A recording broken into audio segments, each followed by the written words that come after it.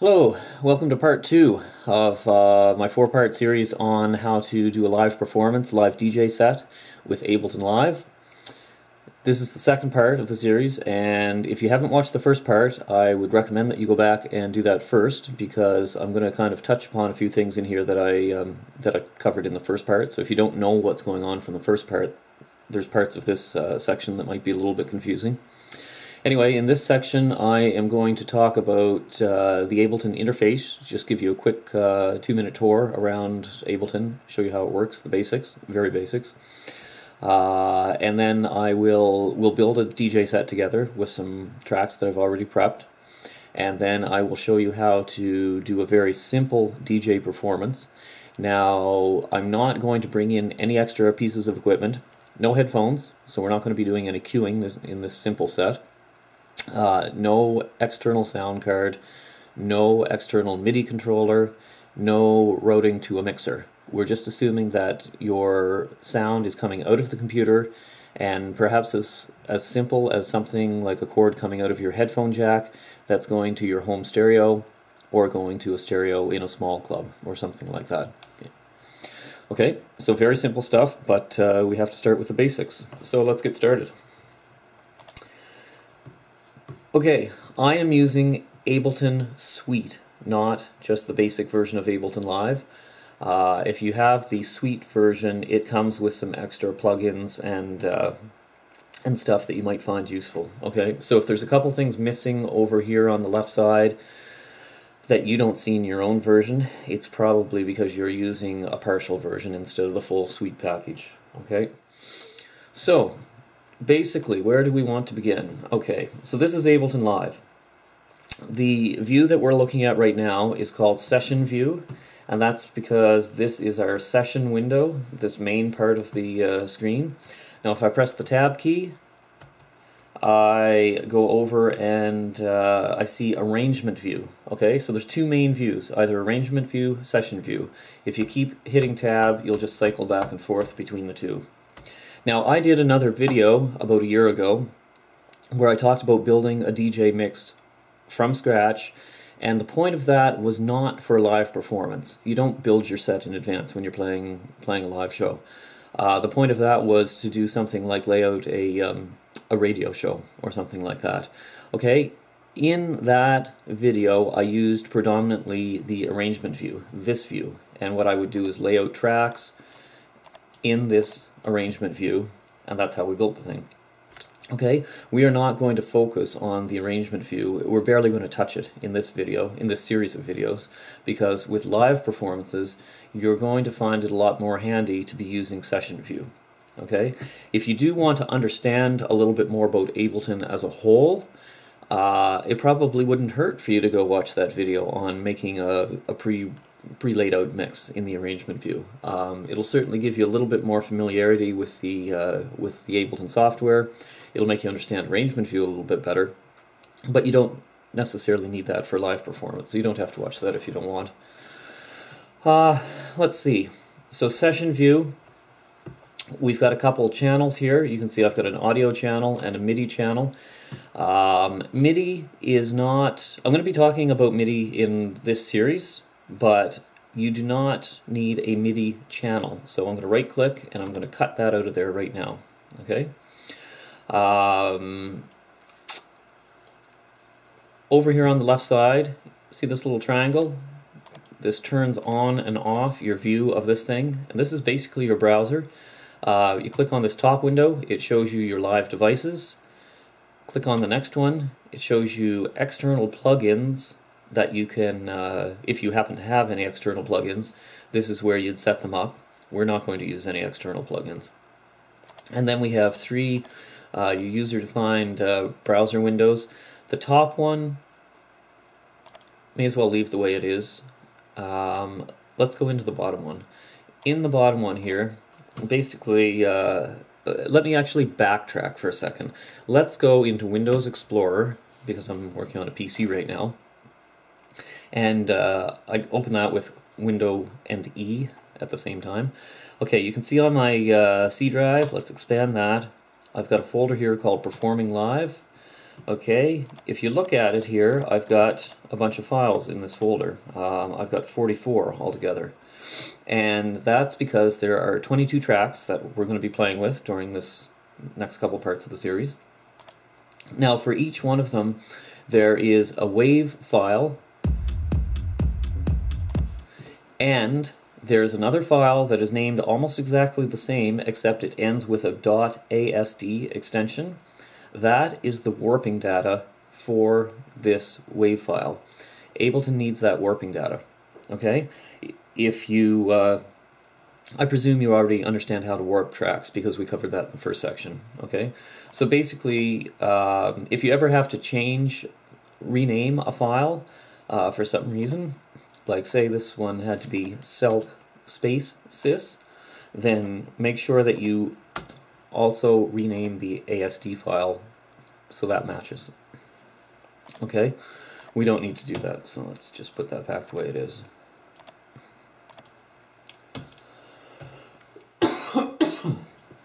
Now, before we go back into Ableton, see this Fatboy Slim track right here, right now? I'm actually going to delete the ASD file for that one. I'll explain why in a few minutes. Okay. So anyway, back in our browser here, let's open up the C drive, and you can see there's our Performing Live folder that contains the music we want, and there's all of our songs. Okay, so that's how you navigate through the hard drive on your computer. Now, as a pointer, it is generally recommended that you do not ever put your data on your same drive as the operating system. Okay, normally with Windows, the C drive is your operating system, and then you'd use a D drive or an E drive, a separate drive, either a separate virtual drive or a separate physical drive to store your data. In this particular example today, I am going to break that rule, and the reason for that, the reason for the rule in the first place, there's basically two main reasons. First of all, if your data drive crashes, you don't want to necessarily lose your operating system and stuff like that. So it's nice to kind of separate your data and your applications. A second reason is that if you'll suffer slower performance with a lot of programs if your data is on the same drive that your program is on, because a lot of programs are perhaps too big to be stored in memory, or they access parts of their own application on that system drive while they're working. And so if the program is trying to access itself on the system drive and access data on the system drive at the same time, it kind of slows down performance. So that's another reason why most DAWs suggest that you put your data on a separate drive from the program. Now, this is kind of a convention that's gone on for years, and that's partly because hard drives used to be a lot slower than they are nowadays. If you are using a normal hard drive, like a SATA drive, eSATA drive, whatever, or even an older IDE drive, you definitely want to keep things separated. On this particular system, my data drive is a normal SATA drive, which is not superbly fast. My operating system drive is an SSD, a solid-state drive, and it's kind of like flash memory. And SSDs much, much, much faster than a normal SATA drive. And so in this case, it makes sense for me to put my data on the SSD, on the same drive as the program and everything, because even though, yes, it's going to be accessing the program and the data at the same time, that drive is just so fast, it makes sense.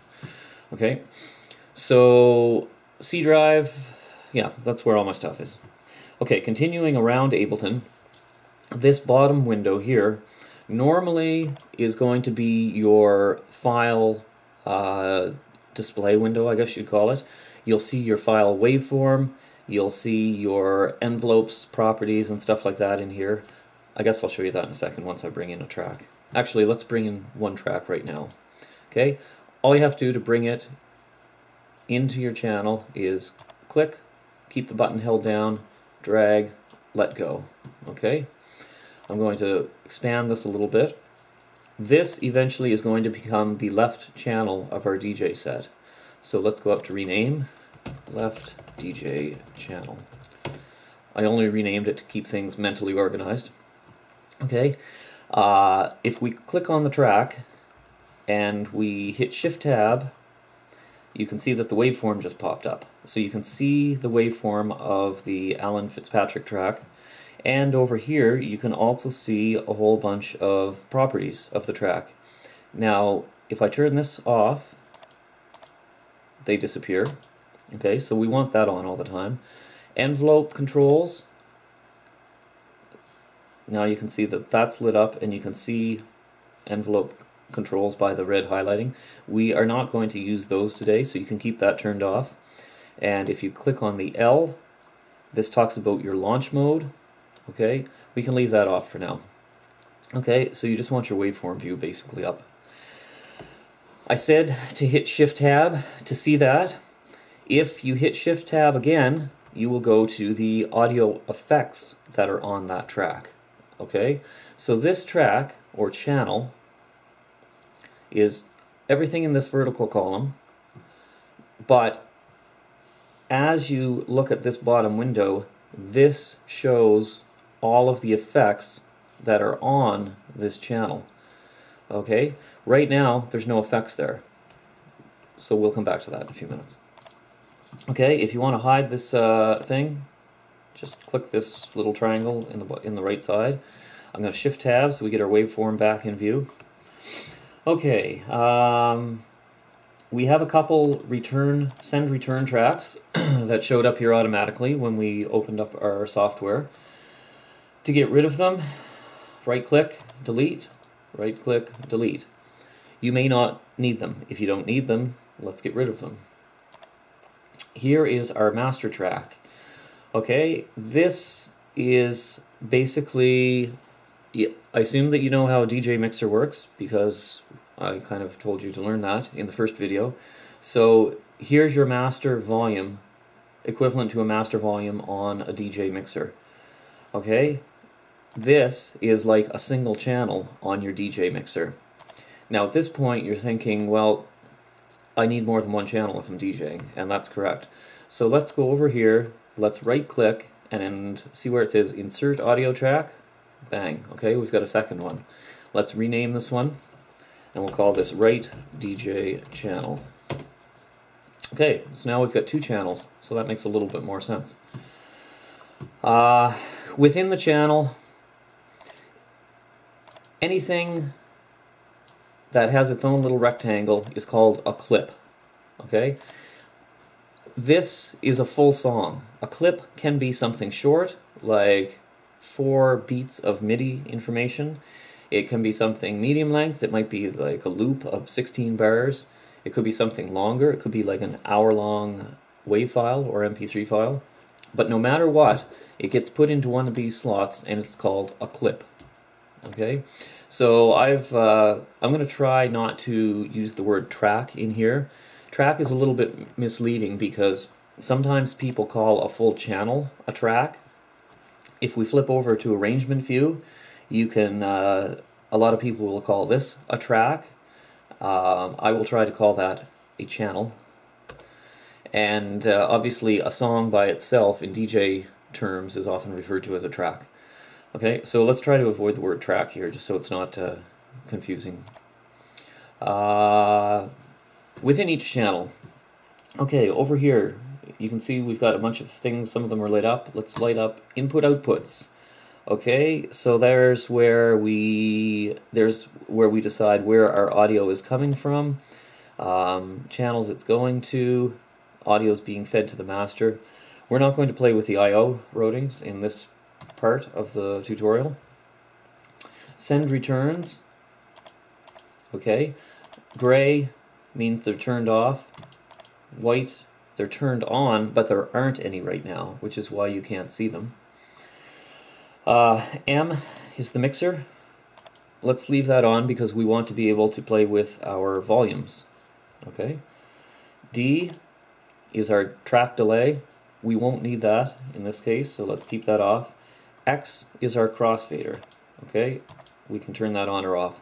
I'm going to turn that off for a few minutes. I will show you how it works shortly, but we're basically not going to use that much. What else do you need to know? This is the button that shows you arrangement view, and this is the button that brings you back to section view, but like I say, just hit tab and that works a little bit better. Up here we have all our menu choices. We have a global tempo right here. We have a metronome that you can turn on or off. We have a position locator or position indicator. We have a global play button, stop button, record button, so on. This is our quantizing, which we'll get into in a few minutes. Here's a pencil, which we won't use for DJing. We'd use that quite often in a production environment. Here's some looping stuff. I won't bother getting into looping. You don't need to know that for the basics. And all this other stuff we can ignore for now. Okay, so basically I've got a left channel and a right channel set up. And what I want to do is add some music. So let's start dragging all 22 of our tracks over into these two channels. 6. Now you can see how these are all colored as I drag them in. These are just random colors. You can right click and you can change the color if you happen to have a particular coloring scheme that you like. Ableton just uses random stuff for now. Now, if you had not warped your tracks beforehand, when you bring them in, Ableton is going to have to study them and figure out the waveform view and stuff like that. So if you look carefully at the icons here to the left of these tracks, you'll see they all have a little small square at the bottom right, except for this Fatboy Slim track. Everything else has it. And remember how I deleted the .asd file? That's why there's no icon here, because Ableton doesn't know where the ASD file is. So when I drag this over, watch what's going to happen. It's going to... see, it's building the waveform view. It's thinking. Okay, I can still do other stuff while that's thinking. Basically, if I had not warped all of these tracks beforehand, Ableton would be building all of those things right now as we go.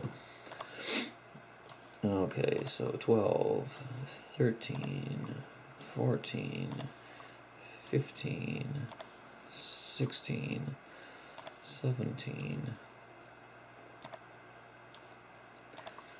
18, 19, 20, oops, hit Control Z there, undo, the most useful key combination in the universe.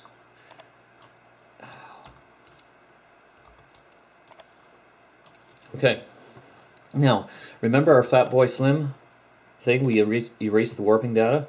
Let's just quickly go in and warp this. I told you that in the last video you had to learn how to do warping. So hopefully this makes sense what I'm doing. You already understand how to warp stuff.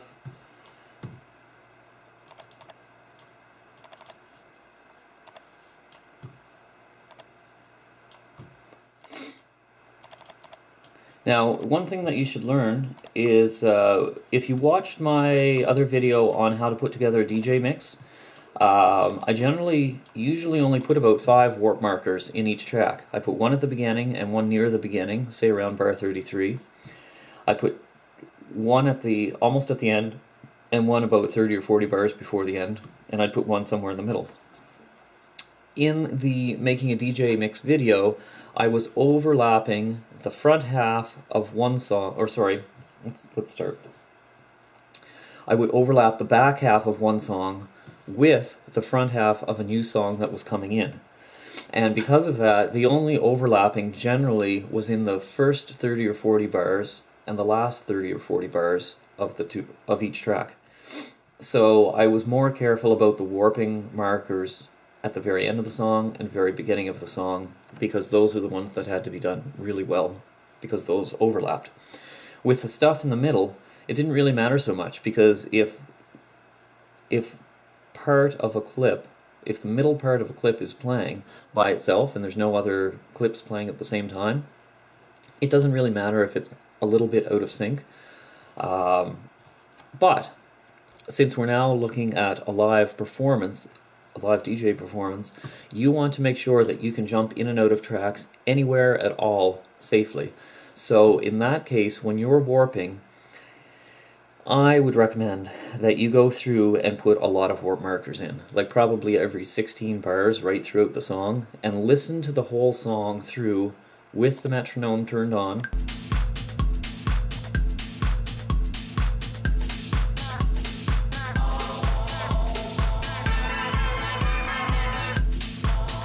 Okay, listen to it right through to make sure that everything matches, because you don't want to have a section that's not warped properly. Much more critical than in radio mixes. Okay, so now we have all 22 of our tracks in here. We have them set up onto a left channel and a right channel.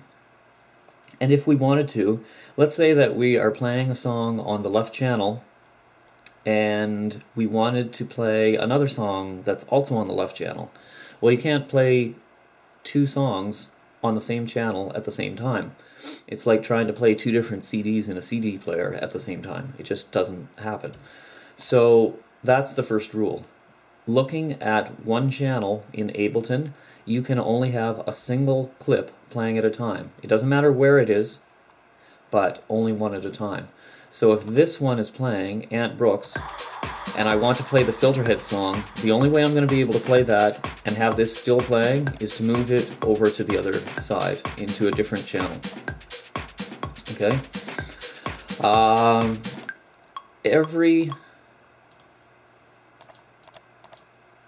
Every triangle here is a play button.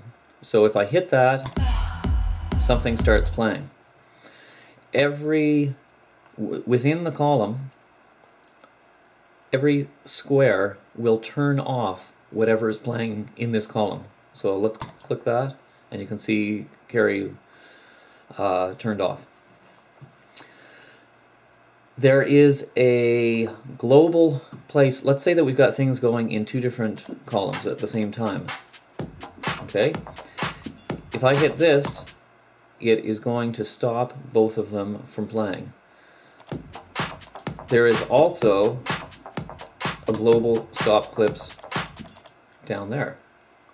Okay? The difference between the two is if you stop here, everything stops. If you stop clips down here, all it does is stop things from playing, but our recording is still going on up here. Now, I haven't actually talked about the recording. Let's show you something. Over now into arrangement view. There's nothing here. Let's get rid of this for now. We don't need to see that anymore. Let's start something playing, but first turn on record. Okay, we flip over to arrangement view. You can see that something's actually recording. Let's play another one in the right channel, and you can see that that is recording in the right channel. Okay, so if I were to stop clips, they both stop playing, but you can see arrangement view, things are still going on. So the only way to stop the recording is with that button up there. Okay, let me Control A to highlight everything, delete it, because we don't want anything in arrangement view yet. Okay, I said everything in any of these rectangles here is called a clip. Well, over on the master column, everything is called a scene in a rectangle. Okay, so scene 1, scene 2, scene 3. You can, if you want, rename the scenes. Okay, it doesn't really mean anything, but you can rename them if you want. The reason for that is if you're using Ableton for production, perhaps everything in the first row is going to be part of your intro. So you might actually name this intro. Okay, and then you might have build up, chorus 1, verse 1, verse 1, verse 1, chorus 1. verse 2, verse 2, verse 2, chorus, verse 3, chorus, breakdown, you know, something like that. Okay, that's irrelevant for DJing. But what is relevant is that if you hit a triangle here, there's no clip right here that's going to play, right? But if you hit the triangle here, everything on this row will start playing at the same time. If something is, well, let's try it. Okay, so those both stopped at the same time, both started at the same time. If something is already playing, remember how you're only allowed to have one thing playing in each column at the same time? So starting this starts both of those and also stops the things that were playing before. Okay, next, I guess it's important to know that we can add, remember how I said that we can hit Shift-Tab and show audio effects? Well, let's open our browser back up and let's go into our Live Devices library and let's add some effects to these channels. We've got three different options in here. We've got instruments. You cannot add an instrument to an audio track, and since we're DJing with audio files, we are not going to be using the instruments. Likewise, MIDI effects. We are not going to be using MIDI data in this DJ set.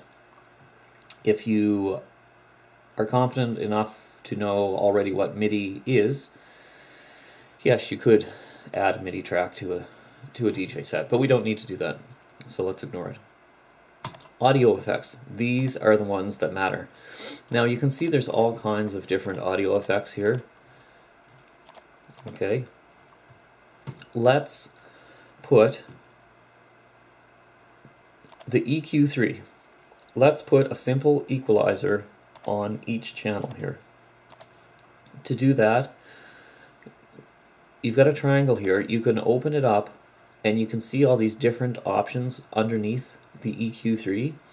These are basically presets. So it's a certain configuration of the EQ3. Okay, we're not going to go with something that is pre-configured. We don't need to do that. So let's just go with the basic unit, no fancy settings. And so you just drag and drop. Okay? Because left DJ channel is the one that's white, it's the one that's lit up, that's where this EQ3 ended up. Okay, so if I click a couple times on Alan Fitzpatrick, it's going to bring me back to the waveform view. Shift-Tab shows me the audio effects on the channel, Shift-Tab brings me back to the waveform view. So there's two ways to get back to waveform. Double-click or Shift-Tab. Now, if I want to drag something onto the right DJ channel, let's Shift-Tab over here, and you can see there's nothing there yet, so do the same thing. Click once on EQ3, keep your mouse button held down, drag, and let go. So now we have an EQ3 in each of our two channels. Let's see what happens when we play with it. We can turn off the low. Yellow always means turned on in Ableton. We can also drag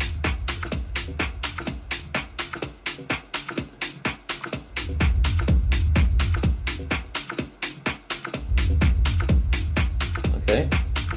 You can double click on that and punch the value in by hand. You can use the mouse to make it move up and down.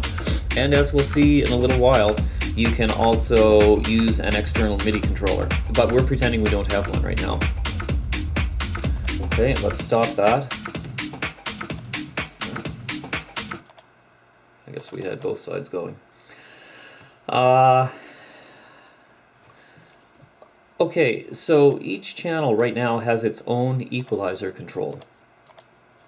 Now, I talked about the send returns earlier and said you might not want to use them, but you might want to use them. So let's bring one back. I right click and I'll click on Insert Return Track. So a return track is basically a send/return. Think of it that way. Okay, so we could make that a little bit bigger if we want. Let's make that one smaller. Now, on the return track, let's pick a fun effect. Let's pick the ping pong delay. And I just double clicked it and it ended up on the track. That track was highlighted. See, it didn't end up on the right DJ channel or the left DJ channel. It ended up on this track because that was highlighted when I double clicked. If you want to, you can also do the usual drag and drop. You can also, if you want to, drag and drop it onto the track head. Okay? So ping pong delay, we'll leave it at its default dry wet setting of 50%. We'll take the feedback down to say roughly 20. Now, let's see what happens when we use that. You can see how there's a little control here on the sends, and we've got a letter A, and that matches the return A. So if I turn this up,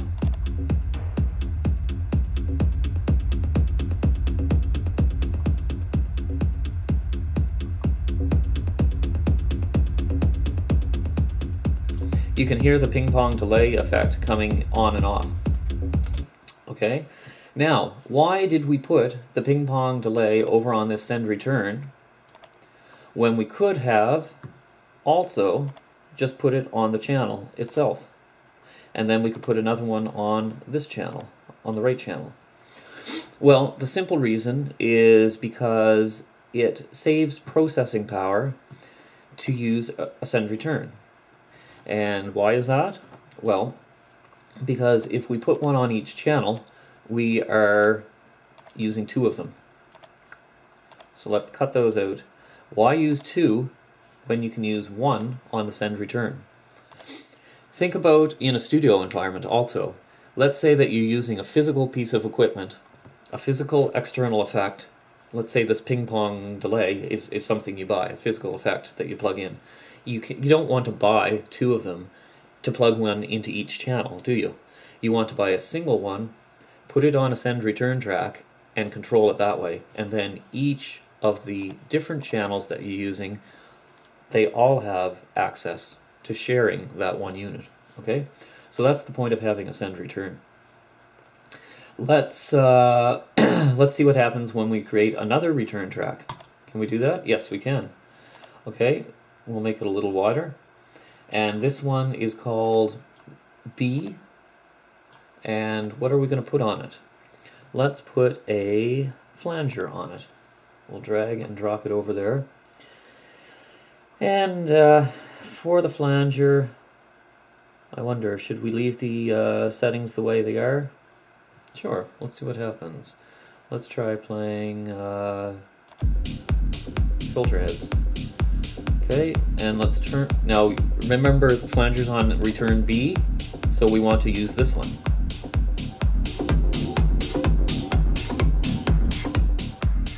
Okay, now there's a little bit of a problem. You can see when I turn that up, see how my master output signal, it's already in the red? Something I want to do is turn down each channel a little bit so I have some more headroom. Okay, so there's less likelihood of me clipping or causing distortion on my master output. Let's try raising the send return on the flanger again, and keep an eye over here on the signal.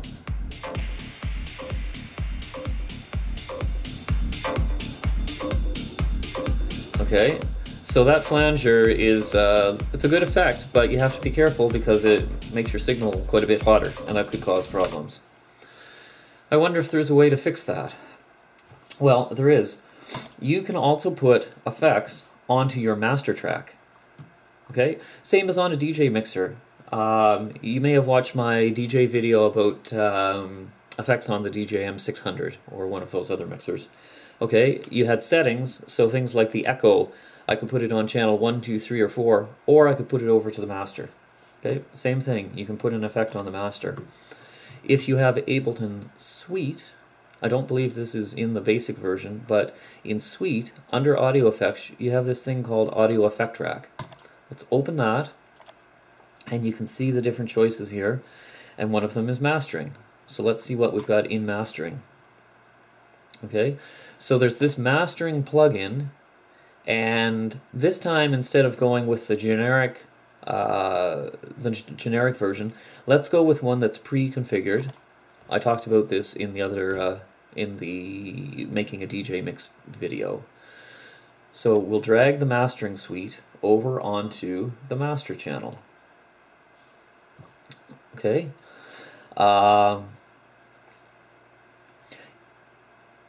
In that video, I believe I forgot to turn on the compression amount. So this mastering suite basically does two things. It kind of adds compression if you have the compression ratio set at anything other than 1, and you turn up the compression. It also has a limiter on it, so it can't go past a certain level.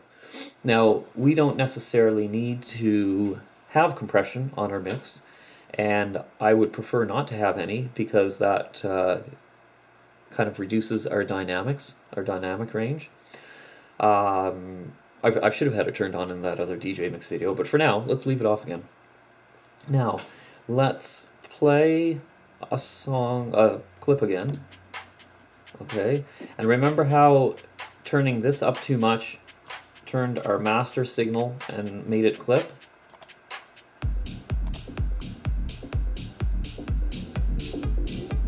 Okay, you can see that we're not clipping. We're not actually going above this point. And that's because our mastering plugin, which you can click on the master track to see what plugins are there, what audio effects are there, you can see this left side indicator shows the strength of the signal going into the plugin, which is kind of hot because of this flanger. If I turn the flanger down, I'm not really peaking, but if I turn it up all the way, that's a very hot signal. But this shows the output level, and you can see the output is still safe. So that's something I would recommend. Maybe not a bad idea to drop a mastering suite onto your master channel, because that'll prevent you from sending out really, really bad signals to the system. Now, don't rely on the mastering suite as a way to guarantee that you don't have clipping during your set, because you, the DJ, can still mess things up. You can have signals from one channel that are distorting before they get to your master, and you know, you can't take away distortion. The mastering thing doesn't fix something that's broken. It just prevents further problems. Okay? So if you've got a distorted signal going into your master channel, then mastering plugin doesn't solve that.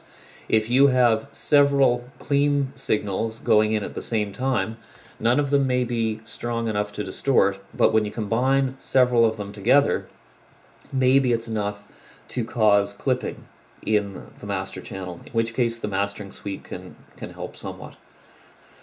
Okay, so we now have a pair of send returns, and so this turns up the ping pong effect on this song, or any song in this channel. This one turns up the ping pong effect on this song, or any song in this channel. And the B turns up the flanger.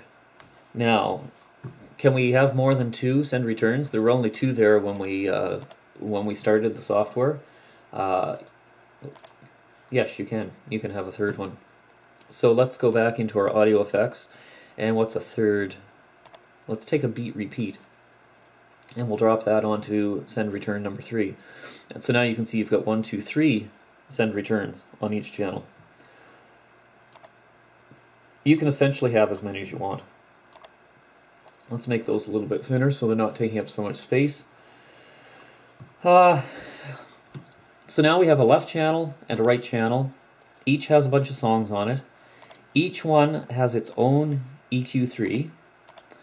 And the reason I did not put the EQ3 on a send return is because I want to do different things with the settings on this effect in each channel. So if I had put an EQ3 on a send return, all I can do is turn it up or down. That works great for something like the ping pong. Okay, the ping pong does have a lot of different settings, but I'm going to have it set so that whatever default setting is going to be applied the same way to each track. So all I've got is a on, off, on, off. With the EQ3, I may have a situation where I have, say, the low turned down on one track and the highs turned down on a different track. And that's why I need a different instance of the EQ3 in each channel. Okay?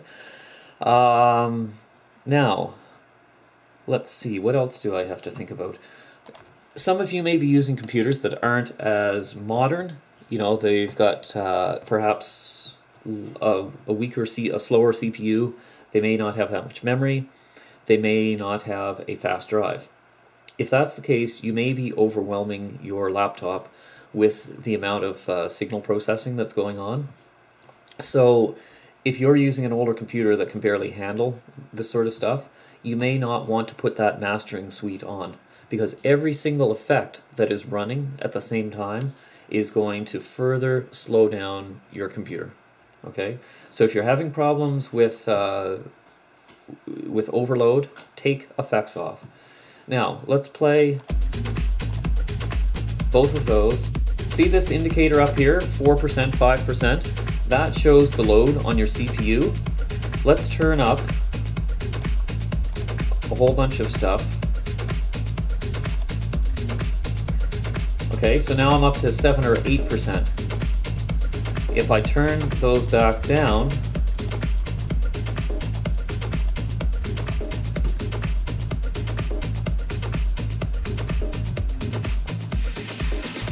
more like 4, 5, 6%, okay? So as I say, the less things that you've got going on, the less likely you are to run into problems. If this number, I mean, this is a pretty fast computer, and so you'll see a lot of laptops where if I had done what I just did on a different laptop, that might shoot up to 50 or 70%, or it might even get up to hit 100%. And if you're up there, you've got problems because your sound is going to cut out for a minute while your computer tries to catch up. So if you're trying to avoid that, you have a couple choices. You can use less effects, use simpler setup within Ableton, or you can upgrade your computer. And so the things that make a big difference to Ableton are you want a fast CPU, a fast chip, because that lets the computer think faster. You want lots of memory, because if you've got too much stuff happening at once, the computer may not have enough memory to remember it all at the same time. And when that happens, what it does is it saves some stuff onto the hard drive. So when it needs to access that info, it has to go to the hard drive instead of think about it in memory. It's like if you had to, if you were asked a whole bunch of phone numbers. If you have a big enough memory, maybe you will be able to remember all those phone numbers and you can just instantly spout them back. But if you don't have enough memory, you might have to go to your filing cabinet and pull out a sheet of paper and read those phone numbers, which is slower. Okay? So fast CPU is good, lots of memory is good, and a fast hard drive is good. So an SSD drive, solid state drive, much better than a traditional SATA drive. Now, let's talk about quantizing. I will assume, because in the first part of the series I talked about the need for you to understand the theory behind beat mixing. So you know that the music that I'm working with today, it's in 4/4 time, 4 on the floor. 1, 2, 3, 4, 2, 2, 3, 4. That's how you're counting beats. There's a setting up here called your quantize setting. Hit the drop down and you can quantize to 8 bars, 4 bars, 2 bars, 1 bar, half of a bar, which is a half note in 4/4 time, a quarter of a bar, which is a quarter note in 4/4 time, an eighth of a bar, an eighth note, a 16th note, a 32nd note. What this means is from the time you begin your set, the computer is remembering, well, it's always keeping track of how far through your set you are. And if I press play on any clip at all and warping is turned on, and the way you know warping's turned on is it says something other than none. The only way to turn it off is to go none. So if I've got warping set to 1 bar, what's going to happen when I click on this, it doesn't start instantaneously. It starts perfectly in time with the next point that Ableton comes around to the beginning of any 1 bar. If I have this set for 2 bars, then I click something to start, it will start at the beginning of the next group of 2 bars. But remember, Ableton has been thinking about how much time has progressed since you started your set. So it will either start your new track on the 1st bar, the 3rd bar, the 5th bar, the 7th bar, 9th bar, okay? It won't start on the 8th, because if you think about it, 1 and 2 are together, 3 and 4 are together, 5 and 6 are together, 7 and 8 are together.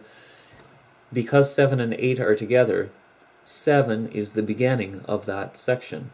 And so it will not start. Once you've got past the beginning of the 7th bar, if you click on something and you're quantized to 2 bars, it will begin at the beginning of the next 2 bar section, which is bars 9 and 10 together. Same thing with 4 bars, same thing with 8 bars. It starts at the beginning of the next 4 bar section or the next 8 bar section. So if I have something playing, let's set it to 8 bars.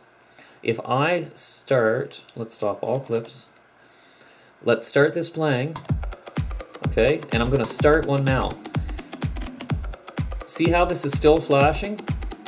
After 8 bars are over and it starts the next section of 8, which is bar 9, this will turn on. So watch this. Okay, let's turn that off. It also turns it off at the end of an 8 bar section. So watch when we get after the end of 16. Okay, let's try that once more. 24 is the end of the next group of 8. So 25 is the beginning of the 4th set of 8 bars. And 25, it turns on. Same thing, after the end of 32 bars, it'll turn off. And let's turn them both off at the end.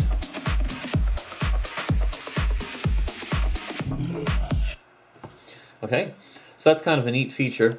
Dance music is usually set up in groups of 8 bars, so it would make sense to have this set to 8 bar sections, because that way, if you're playing something and you want to start anything in another channel, you press play, and what's going to happen is it's going to begin at the beginning of that logical 8 bar section. That's great, because no longer do you have to count groups of 8 bars like I suggested in my beat mixing video. Well, there's only one drawback with that. Everything goes out the window in your DJ set the second that you play a track that does not have only sections of 8 bars. And it will happen, unfortunately. It happens fairly often, like probably 5 to 10% of house music tracks have a section somewhere that instead of being 8 bars, it's only 7. Or there's an extra 1 bar in there, or an extra 2 bars before another 8 bar section starts. So what I'll always do is I will always keep it set on 1 bar, personal preference, and I'll always be counting in the back of my mind. So this is playing. I want to bring in the second J Lumen track at the beginning of an 8 bar section. I'm thinking 5, 6, 2, 3, 4, 7, 2, 3, 4, 8, 2. Now I can click, boom, okay, and then it starts at the beginning of the next bar, which I knew was the beginning of an 8-bar section because I've been counting beats. Okay, so that's how quantize works, and I'm just going to leave it on 1 bar. Now, the crossfader. Let's turn that on for a second. I've told you in other videos that I'm not a fan of the crossfader. Well, let's turn on 2 tracks. If the crossfader is set in the middle and 2 tracks are going, they will play in equal volumes. If I move it back and forth, you would think it should go from the left side to the right side, from my left channel to my right channel, but it's not, as you can see. The reason why is you don't have any assignments to the crossfader. Okay? Left side is always A, right side is always B. If I turn it on so my left is A and my right is B, now it is going to function like a traditional crossfader.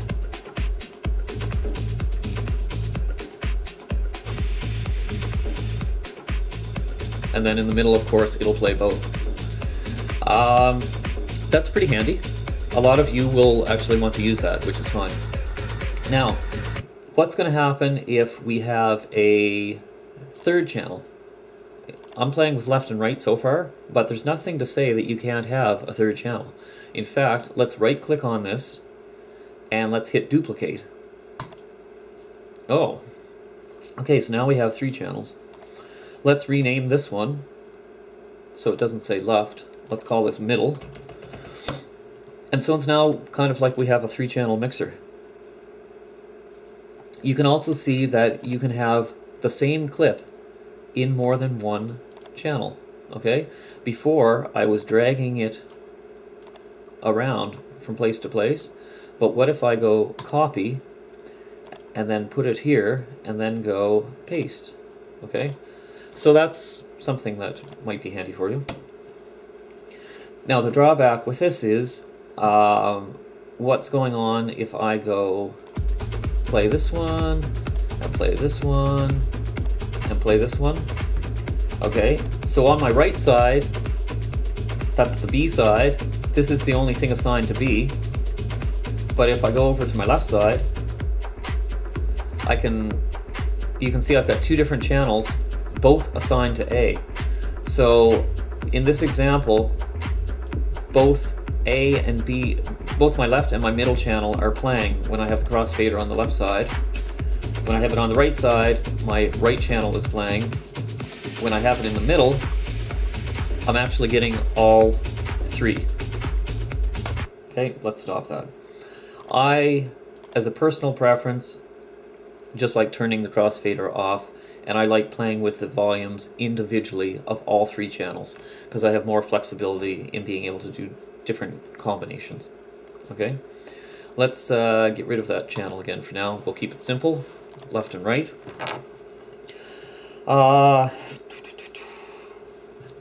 Let's go into the audio preferences. So we go to options, we go down to preferences, and 2 things that we want to play with are the audio. So click on the audio tab and you can see audio output device is speakers. Eventually, if I have an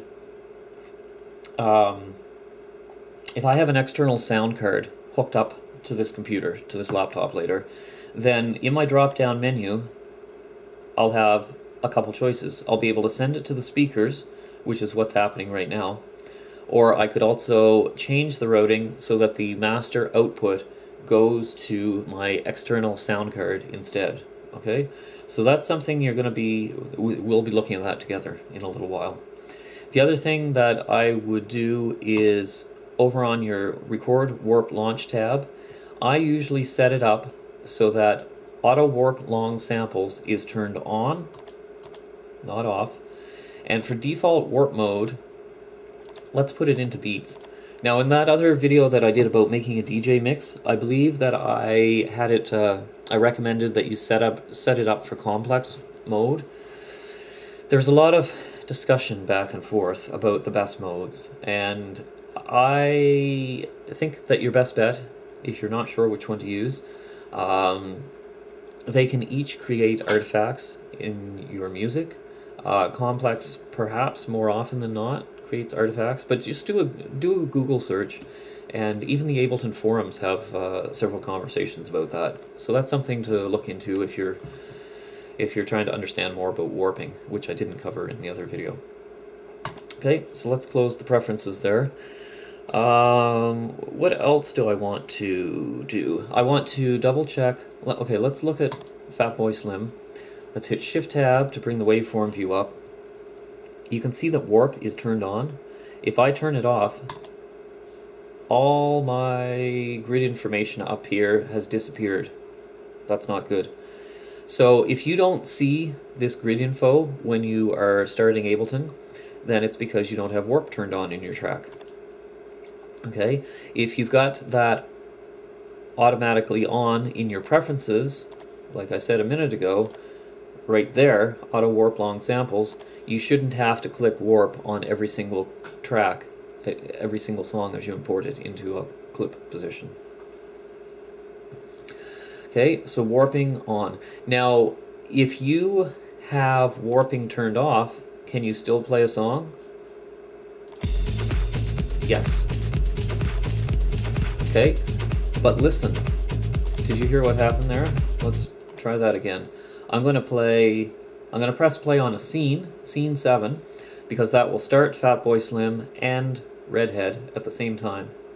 And they will not be in sync because warp is turned off on Fatboy Slim.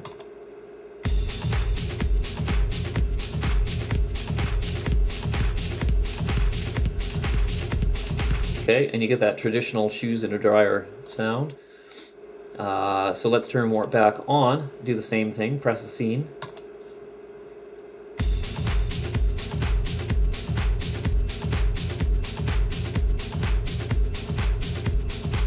Okay, good, they're staying in sync. Okay, and they will stay in sync as long as you put your warp markers in properly. I told you you had to do that. Okay, at this point, you know all the basics that you need to know to do a little bit of a DJ performance using Ableton. Okay, we are not using headphones, so we don't have the ability to do cueing. Now, if we did have headphones, down here you can see this little headphone icon. That is your volume button for cueing purposes, but we'll get into that in part 3 of this series. We don't have a MIDI controller hooked up at the moment. Normally with a MIDI controller, you would be able to assign knobs or buttons or sliders on your controller to make things change on your effects. So I could set it up so my MIDI controller, when I twist a certain knob, this gain goes up or down. We're not going to do that in this part. We will do it in part 3. So for now, we have to use the mouse. A third thing that we have as an optional piece of equipment is an actual DJ mixer.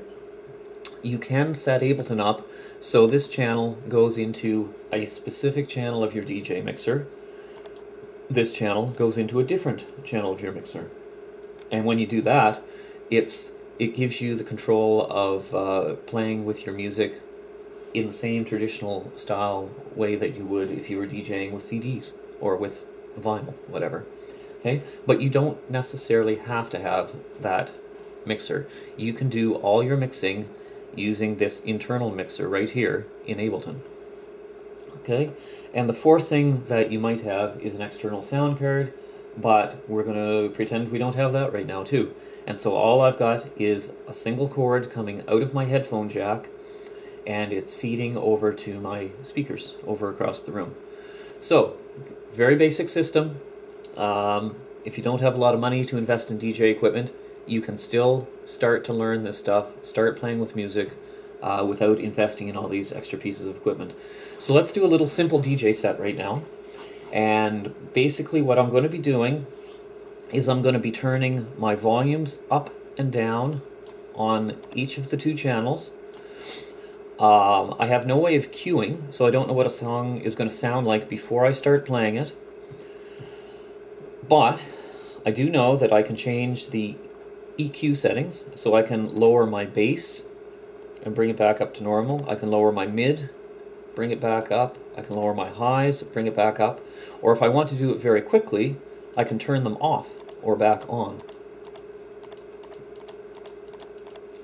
And there's an EQ3 on each channel, so I'll have independent control on each of the two channels. I'll also occasionally be turning effects like the ping pong on, or the flanger on, or the beat repeat on. Now, let's, I already told you that I'm going to set the ping pong with feedback of 20% and dry wet like that. Flanger, I'm not going to change. Beat repeat, what I'm going to do is put some variation on the beat repeat, and I'm going to make it a little bit random. Yeah, sounds good. Let's see what the beat repeat sounds like while we're here.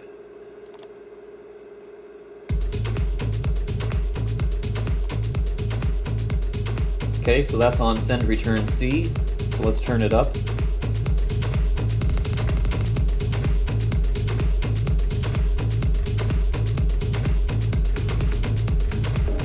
Okay, so it's doing random things right now.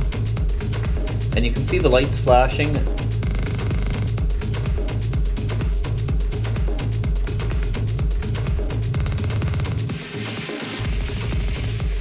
Okay, not necessarily a great effect, but it can add a little bit of variety into the drum beats. That's something I would put at a low level. I wouldn't go all the way up to full volume.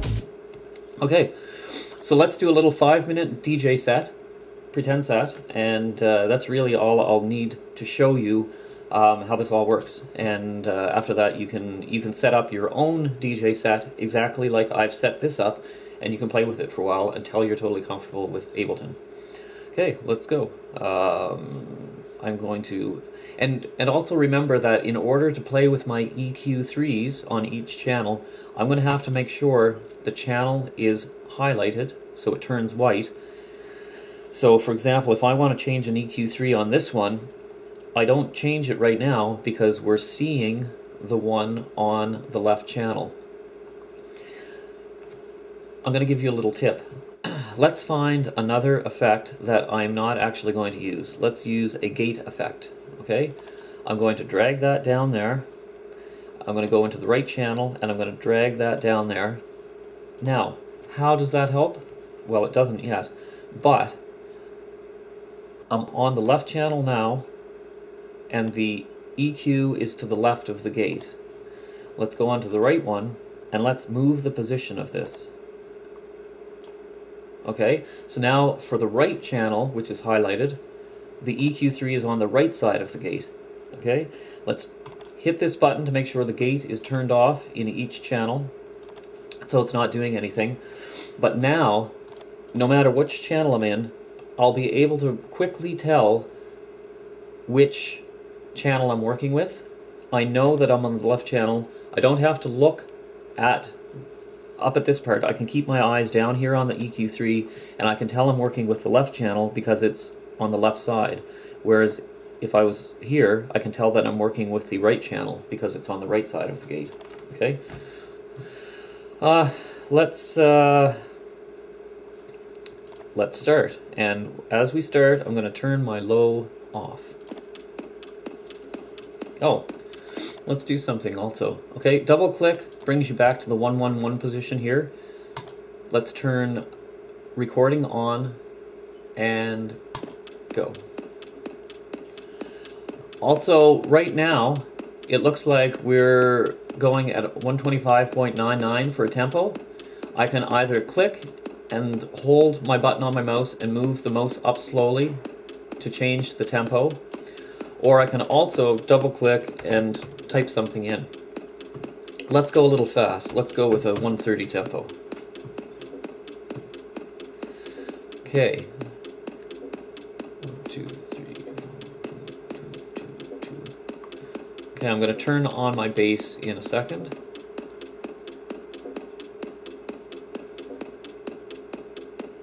I'm counting sets of 8 bars here. Okay. Now, let's start a song in the right channel at a low volume.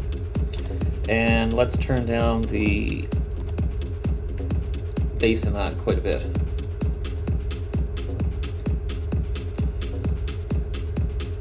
Four, 2, 3, 4, 5, 2, 6, 2, 3, 4, 7, 2, 3, 4, 8, 2, 3, 4.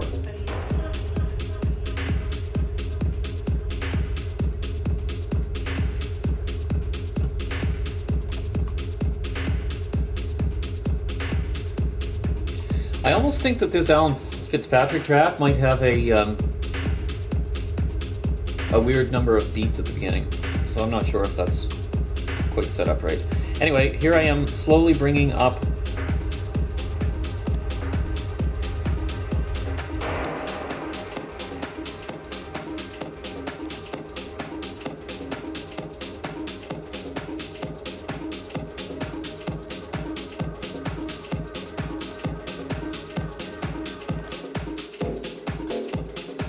Okay, so now this Spartak track is the one that is playing with all my EQ settings normally, and I'm going to fade this one out in a second.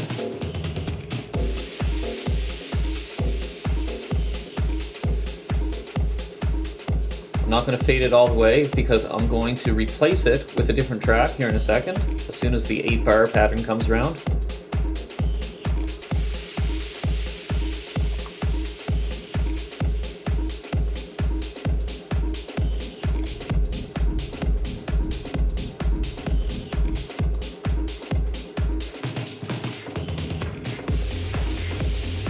Okay, you can see I just turned my gain on my mids up above 0 decibels. That's generally not something I would recommend doing. Let's turn it back down because, well, let's do it again. See what's happening? I'm getting a little bit of activity above the top of the greens into the reds. We don't want that. That could be a little bit of distorting. Okay, let's slowly bring down the bass in this one.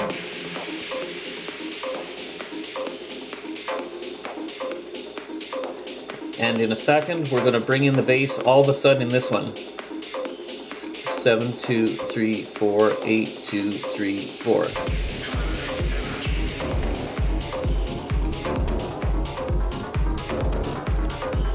And we'll start fading this one out.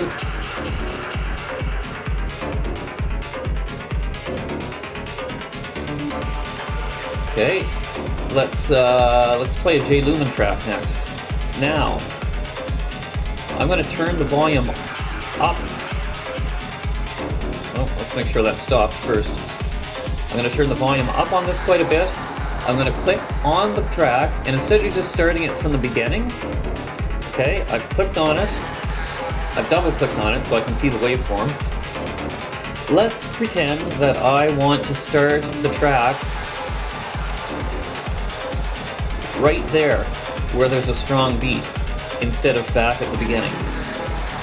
Or even better, let's go into a strong beat here. Okay, you can see the speaker icon when I'm in this lightest gray set of regions above the waveform. This counting, because I'm set to quantize 1 bar, I can do the same thing by clicking here as I would by clicking start on the track, except that it will initiate play exactly on the beat at the beginning of the next bar section. Okay, so I'm not sure where we are in the song right now. Let's listen for the beginning of an 8-bar section.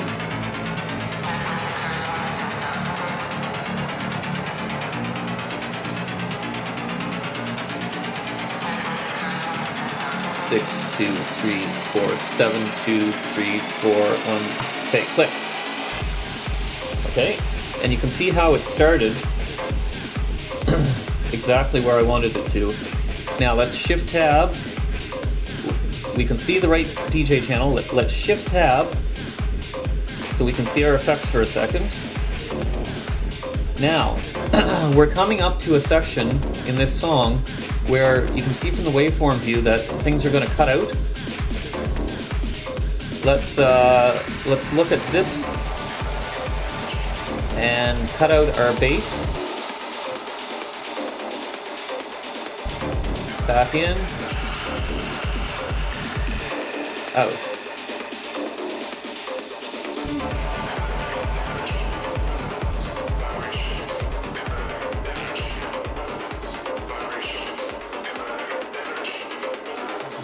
Okay, I'm going to stop that track. Oops. That was a little bit obvious. See, sometimes it's better to fade them out. You've got to really pay attention to what you're doing. Okay, so on this side,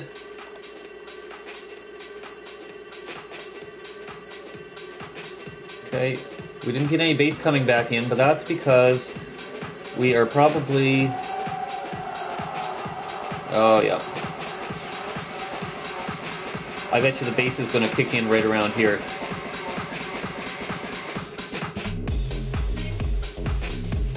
Okay. Let's click on the Fatboy Slim track. I see that our bass is cut out. 2, 2, 3, 4, 3, 2, 3, 4, 4, 2, 3, 4, 5, 2, 3, 6, 2, 3, 4, 7, 2, 3, 4, 8, 2, 3, 4.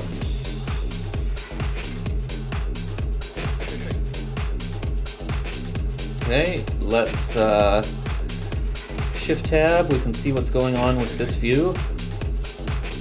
And we can zoom in on our waveform again to get a better idea of what's playing.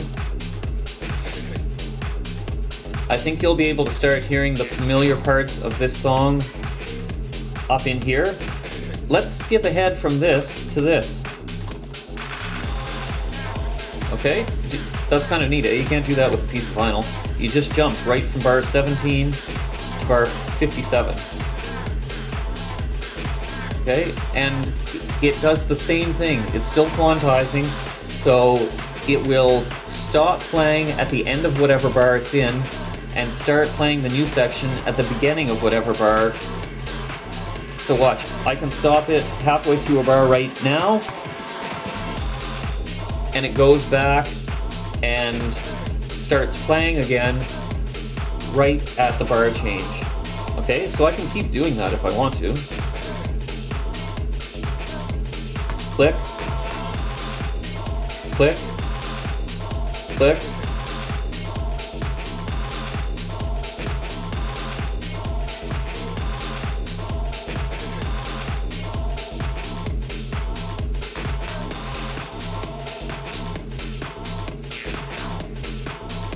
Okay, so let's start fading out the lows on the J Lumen track. And we're gonna punch in the lows on the Fatboy Slim track all at once.